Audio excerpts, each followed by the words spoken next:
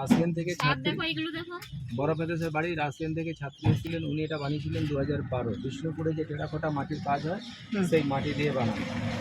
বাঁ দিকে যে বাড়িটা দেখছেন, বাড়িটার নাম হচ্ছে নাট্যক ঘর।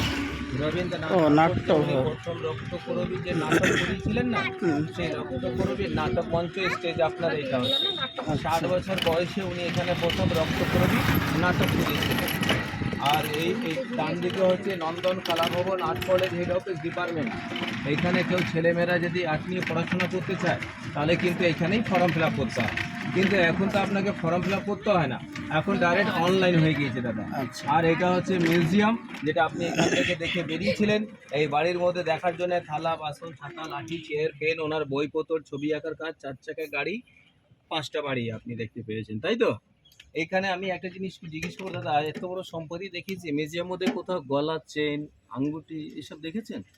নেই, পড়তেন না মনে হয় নাকি? সবই পড়তেন। ওনার তো বাবা ব্রিটিশের হাত মিলিয়ে ব্যবসা করেছে, কিন্তু এইসব সম্পত্তি আর নেই।